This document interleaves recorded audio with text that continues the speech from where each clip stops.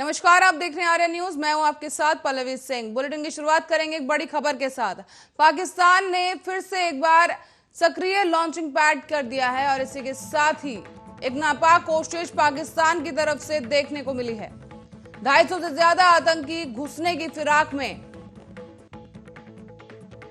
पाक से ये बड़ी खबर सामने आई है। जम्मू कश्मीर में पुलिस ने ये जानकारी साझा की है कि पाकिस्तान की तरफ से कोशिश की गई है 15 अगस्त से पहले आतंकी साजिश का खुलासा जम्मू कश्मीर में पुलिस ने कर दिया है।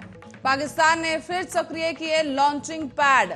बड़ी खबर इस वक्त की आपको बता रहे हैं 15 अगस्त से जुड़ी, जहां पर 250 से ज्यादा आतंकी घुसने की फिराक में है और पाकिस्तान ने एक बार फिर से लॉन्चिंग पैड शुरू कर दिए हैं। जम्मू कश्मीर पुलिस ने ये जानकारी साझा की। साथ ही आपको बता दें, सुरक्षा के लिहाज से सभी इंतजाम पहले से भी ज्यादा कड़े कर दिए गए हैं और 15 अगस्त से पहले आतंकी साजिश नाकाम कर दी गई है। पुलिस की तरफ से बड़ी खबर सामने आई है। पाकिस्तान ने फिर से सक्रिय कर दिए हैं लॉन्चिंग पैड। 250 से ज्यादा आतंकी घुसने की फिराक में। इसी के साथ ही जम्मू कश्मीर पुलिस की तरफ से जानकारी साझा की गई है। जम्मू कश्मीर पुलिस ने जानकारी देते हुए बताया कि सुरक्षा इंतजामात को और भी ज्यादा पुख्ता कर दिया गया है। 15 अगस्त से पहले आतंकी साजिश का यहां पर खुलासा किया गया है।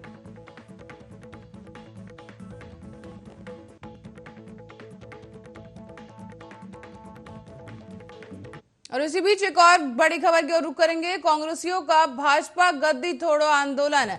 बढ़ती महंगाई और बेरोजगारी के खिलाफ यह आंदोलन बैलगाड़ी के साथ कांग्रेसियों ने ये मार्च निकाला है, जहां पूरे जिले में विरोध प्रदर्शनों का दौर जारी है।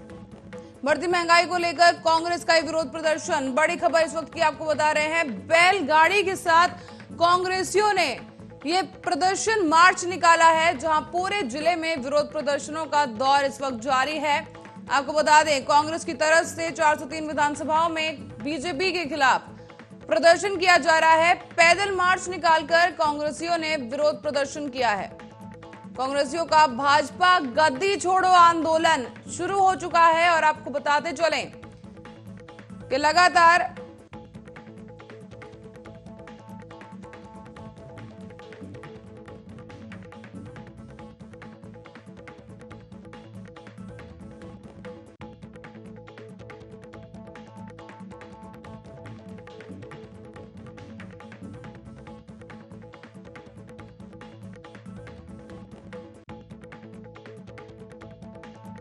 प्रदर्शन किया जा रहा है। लगातार बीजेपी को घेरने की कोशिश।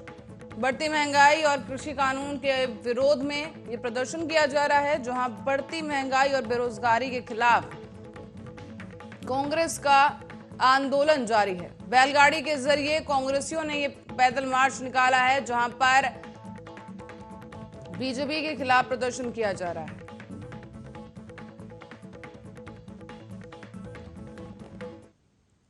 और वहीं कचरा मोहल्ले में मंगलवार की शाम को एक इंजीनियर की हत्या कर दी गई।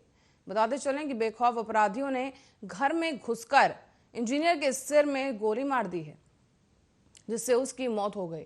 सॉफ्टवेयर इंजीनियर सुमन शेखर पुणे की एक कंपनी में काम करता था और बता दें कि लॉकडाउन के बाद से ही वो घर आकर बीते 5 महीने से यहीं से काम कर रहा था। पुलिस की तरफ से जांच की जा रही है और साथ ही आपको बता दें, ये इंजीनियर 5 महीने से अपने घर से ही काम कर रहा था और इसी के साथ ही इस दौरान इंजीनियर के सर में अज्ञात बदमाशों ने घुसकर गोली मार दी है।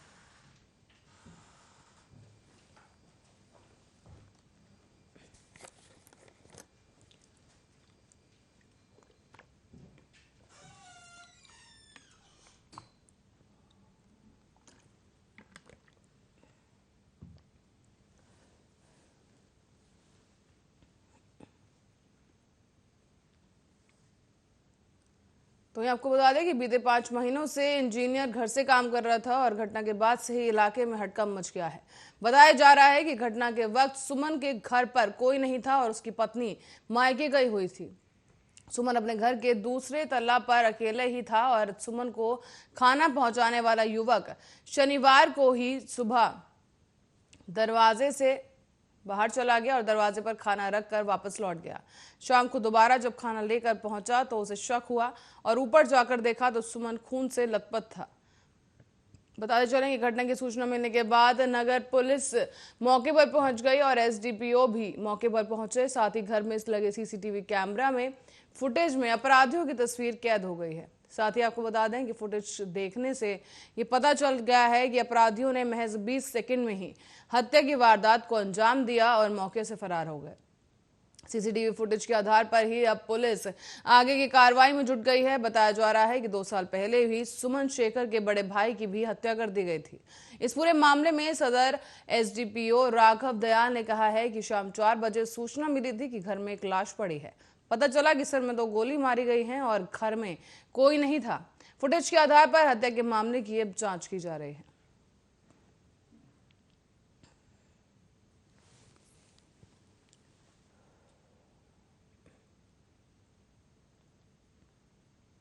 और एक दिन की राहत के बाद एक बार फिर से कोरोना के नए मामलों में फिर से उछाल देखने को मिला है। बुधवार की सुबह स्वास्थ्य मंत्रालय की ओर से जारी किए गए आंकड़ों के अनुसार पिछले 24 घंटों में 38,353 नए कोरोना केस सामने आए और 497 संक्रमितों की जान चली गई। वहीं देश भर में पिछले 24 घंटे में 40,013 लोग कोरोना से ठीक भी हुए हैं, यानी एक्टिव केस में 2,157 की कमी आई है। देश में इस वक्त कुल एक्टिव मरीजों की संख्या 3,86,351 है, जो कि पिछले 140 दिनों में सबसे कम है। तो वहीं रिकवरी रेट बढ़कर अब 97.45% पर पहुंच गया है। तो वहीं महामारी की शुरुआत से लेकर अब तक कुल 3,20,36,000 लोग संक्रमित हुए हैं। इनमें से 4,29,157 लोगों की मौत भी हो चुकी है। अच्छी बात यह रही कि अब तक 3,12,20,000 लोग कोरोना संक्रमण को मात देकर ठीक हुए हैं। देश में कोरोना के एक्टिव केस की संख्या अब 4 लाख से कम है और कुल 3,86,000 लोग अभी भी कोरोना वायरस से संक्रमित हैं, जिनका इलाज चल रहा है। मंत्रालय ने बताया है कि टीकाकरण अभियान के तीसरे चरण में 18 से 44 वर्ष उम्र के लोगों को टीका भी लगाया जा रहा है और अब तक देश में इस आयु वर्ग के करीब 18,20,95,000 और 466 लोगों को पहली खुराक भी दी जा चुकी है और इसी के साथ ही 1,29,00,000 और 39,239 लोगों को दूसरी खुराक दी जा चुकी है। मंत्रालय ने बताया है कि 5 राज्यों मध्य प्रदेश, गुजरात, राजस्थान, महाराष्ट्र और उत्तर प्रदेश में 18 से 44 आयु वर्ग के लोगों को टीके की 1 करोड़ से अधिक खुराक दी गई है।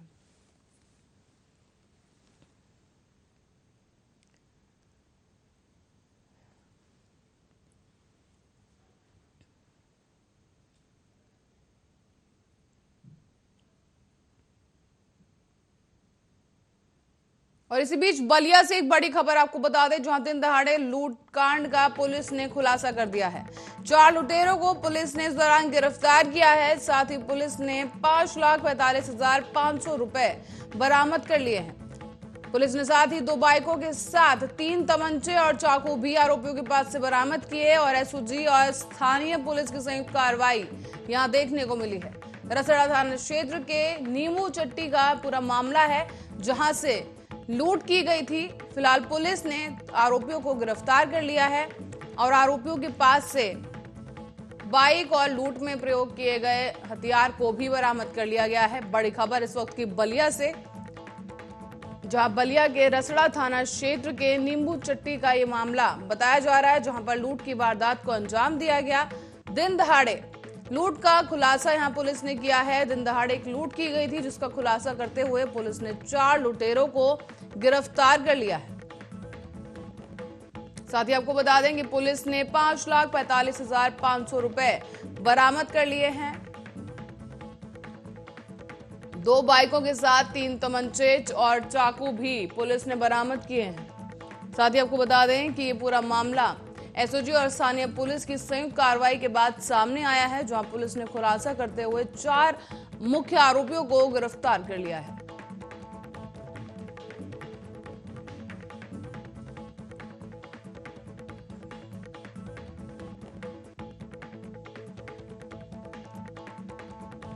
और उत्तर प्रदेश के जनपद गौतम बुद्ध नगर के 2 थाना क्षेत्रों में हुए 2 सड़क हादसों में 2 लोगों की मौत हो गई है।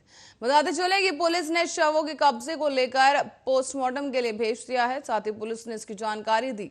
पुलिस ने बताया है कि सेक्टर 78 में रहने वाले आयुष भाटी, जिनकी उम्र 20 साल है, बीती रात को सेक्टर 63 के पास से गुजर रहे थे कि तभी एक अज्ञात वाहन चालक ने तेजी और लापरवाही से वाहन चलाते हुए उन्हें टक्कर मार दी। उन्होंने बताया कि अत्यंत गंभीर हालत में उन्हें उपचार के लिए नोएडा के जिला अस्पताल में भर्ती कराया गया, जहां उपचार के दौरान आज सुबह आयुष की मौत हो गई है।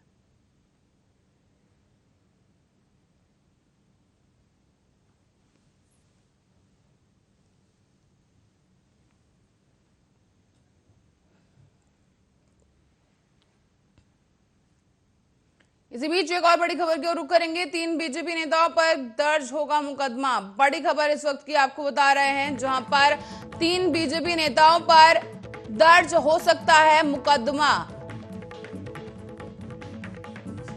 सीजेएम कोर्ट से केस दर्ज कराने के आदेश। बड़ी खबर इस वक्त की, बीजेपी नेताओं पर गिरी गाज।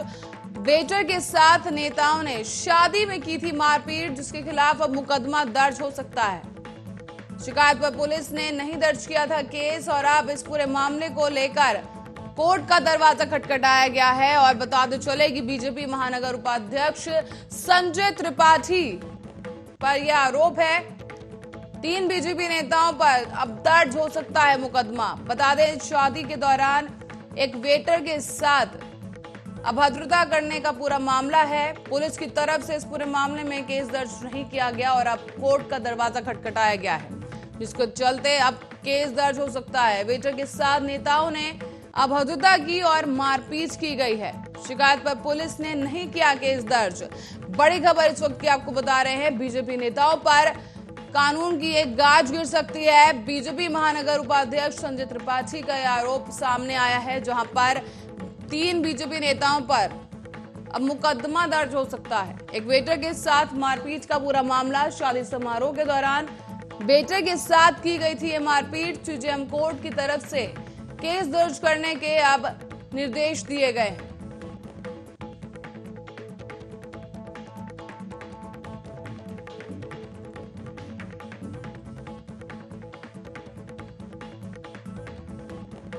यूपी के जौनपुर जिले में एक बड़ा एनकाउंटर हुआ है। पुलिस ने मुठभेड़ में 2 बदमाशों को ढेर कर दिया, तो वहीं दोनों बदमाशों पर कैश वैन के चालक की हत्या का आरोप है। लूट की कोशिश के दौरान बदमाशों ने गार्ड की गोली मारकर हत्या कर दी, तो वहीं बदमाशों को एनकाउंटर में मार गिराने वाली टीम को सम्मानित किया गया है। यूपी सरकार के अपर मुख्य सचिव और गृह विभाग के पुलिस ने टीम को 1 लाख रुपए बतौर इनाम दिए और एनकाउंटर के दौरान बदमाशों की गोली से एक आरक्षी भी घायल हुआ है। पुलिस ने मौके से पिस्टल, तमंचा, घटना में इस्तेमाल हुई मोटरसाइकिल और अन्य सामग्री भी बरामद कर ली है। कैश वैन गार्ड की हत्या का मामला बक्सा थाना इलाके के धनियामाऊ बाजार का है, जहां पुलिस अध्यक्ष जो है संजय कुमार ने बताया था कि धनियामाऊ बाजार में इंडिया वन के एटीएम में दोपहर करीब 3 बजे नकदी वैन के साथ कर्मचारी रुपए भरने पहुंचे थे। जैसे ही वो वैन से नकदी लेकर एटीएम रूम में दाखिल हुए, तभी एक बाइक पर 3 नकाबपोश बदमाश पहुंचे, जहां उन्होंने गोली चलाई। और इस दौरान बताया जा रहा है कि नकदी वैन के साथ चल रहे गार्ड राम अवध चौबे ने साहस दिखाते हुए बदमाशों पर फायरिंग कर दी, जिसके बाद बदमाशों ने गार्ड को गोली मार दी और फायरिंग करते हुए भाग निकले। सूचना पर पहुंची पुलिस ने घायल गार्ड को सामुदायिक स्वास्थ्य केंद्र बक्सा पहुंचाया, जहां चिकित्सकों ने उसे मृत घोषित कर दिया।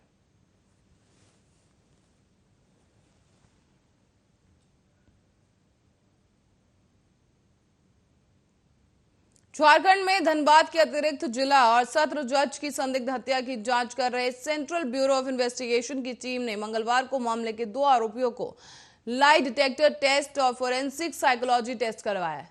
बता दें, धनबाद अदालत के जिला और सत्र जज उत्तम आनंद 28 जुलाई की सुबह रणधीर वर्मा चौक पर काफी चौड़ी सड़क के तरफ चहलकदमी कर रहे थे कि तभी एक भारी ऑटो रिक्शा उनकी ओर मुड़ा और उन्हें पीछे से टक्कर मार दी। मौके से भाग गया और इस बाबत ऑटो चालक लखन वर्मा और उसके सहयोगी राहुल वर्मा को गिरफ्तार कर लिया गया है। पुलिस सूत्रों ने बताया है कि सीबीआई की टीम आज फिर मौका वारदात पर पहुंची और स्थल की जांच की गई। आधिकारिक सूत्रों ने यह भी बताया कि अब तक की जांच में साजिश के कोई स्पष्ट संकेत नहीं मिले हैं। सीबीआई की ओर से सुप्रीम कोर्ट में इस मामले में सोमवार को प्रोग्रेस रिपोर्ट दायर की गई थी, जिस पर कोर्ट ने असंतोष जताया था। इससे पहले सोमवार को धनबाद की अदालत से सीबीआई टीम ने दोनों आरोपियों की ब्रेन मैपिंग और अन्य मनोवैज्ञानिक जांच की अनुमति मांगी थी। साथ ही दोनों आरोपियों की सहमति पर अनुमंडल न्यायिक दंडाधिकारी शिखा अग्रवाल ने अदालत के उनके अधिवक्ता की उपस्थिति में यह परीक्षण कराने की सीबीआई को अनुमति दे दी थी।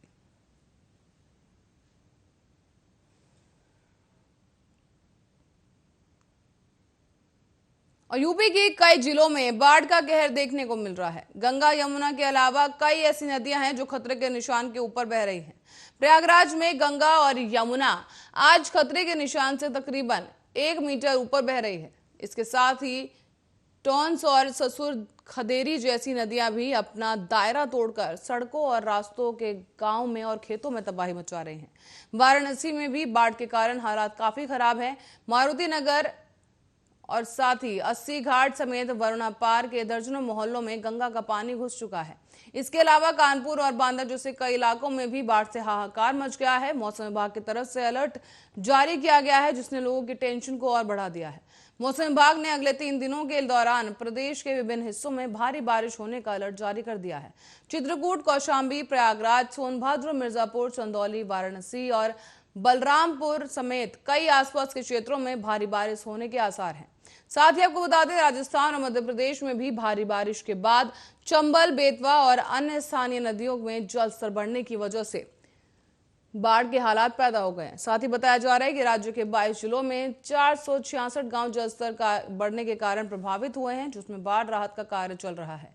यूपी सरकार ने बचाव कार्य में करीब 1133 गांव में बचाव कार्य कर रही है, जबकि प्रदेश में 976 बाढ़ चौकियां स्थापित कर दी गई हैं। बाढ़ क्षेत्रों में 409 मेडिकल टीम गठित की गई, जो कि बाढ़ में फंसे लोगों को इलाज की सुविधा प्रदान करने में जुटी हैं। जल शक्ति मंत्री डॉक्टर महेंद्र सिंह को बाढ़ राहत कार्यों की समीक्षा के लिए लगाया गया है। साथ ही एनडीआरएफ और एसडीआरएफ ने 536 लोगों को बाढ़ प्रभावित क्षेत्रों से सुरक्षित निकालकर राहत शिविरों में पहुंचाया। एनडीआरएफ की टीमों ने प्रदेश के 9 जिलों में लगाया गया है। इसके अलावा चंबल नदी और यमुना नदी में आई बाढ़ के कारण जालौन की मधोगढ़ तहसील और कालपी के 5 गांवों का संपर्क टूट चुका है। इन गांव में फंसे परिवारों को वायुसेना ने 2 हेलीकॉप्टर की मदद से राहत सामग्री वितरित की है।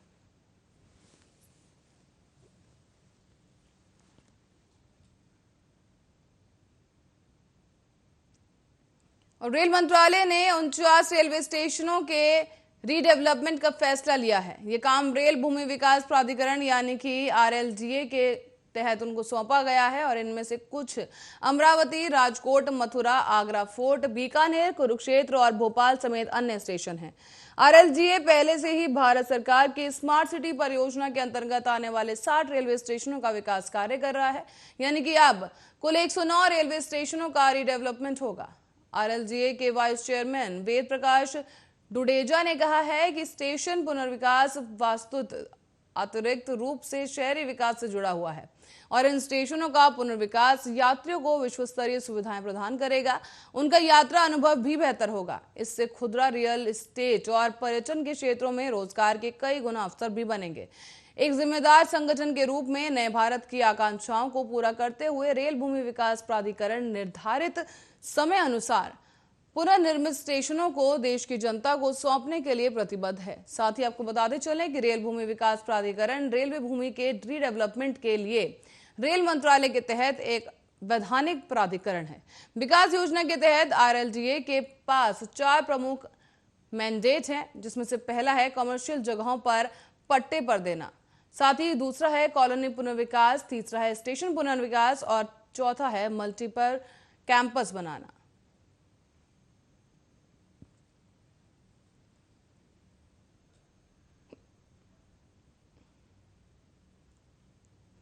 वहीं कासों में शक्ति और राज्यसभा में जो क्रांति मंगलवार को दिखी वो आज पलट सकती है।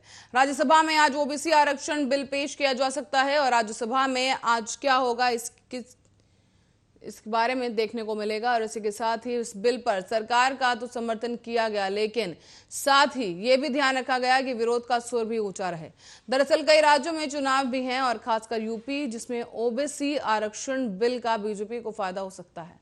ये डर भी विपक्ष के मन में है। ऐसे में लोकसभा में जो मन में था वो जुबान पर आया, लेकिन यही दल संसद के अंदर और बाहर राज्यों में 50% आरक्षण कैंप को हटाने की मांग कर रहे हैं। इससे तकरार भी पीछे सत्ता का इकरार है और हर राज्य चुनावी समय में ओबीसी वोटरों को लुभाने और अपने बनाने में जुटा है। पहले बात यूपी की करें तो वहां पर चुनाव होने वाले हैं और यूपी की कुल आबादी 45% ओबीसी की है। ऐसे में सबसे ज्यादा करीब 10% यादव हैं और ओबीसी में यादव के बाद सबसे ज्यादा 5% कुर्मी है। करीब 4% लोधी हैं और सभी दलों की नजर इन्हीं लोगों पर है, क्योंकि 2017 के चुनाव में इस ओबीसी वोट बैंक ने बड़ी भूमिका निभाई थी। अलग अलग जातियां खुद को पिछड़े वर्गों में शामिल करने की मांग कर रही हैं और 1993 से केंद्र और राज्य सरकारें दोनों ही ओबीसी की अलग अलग लिस्ट बनाते हैं। 2018 के संविधान संशोधन के बाद अब पुरानी व्यवस्था समाप्त हो गई है। इस बिल के पास होने के बाद दोबारा से पुरानी व्यवस्था लागू हो जाएगी और चाहे सरकार हो या विपक्ष या फिर क्षेत्रीय पार्टियां, हर किसी की कोशिश खुद को ओबीसी वर्ग का बड़ा हितैषी साबित करना होगा, क्योंकि इसके साथ ही बिना सत्ता की आस बहुत कमजोर हो जाती है।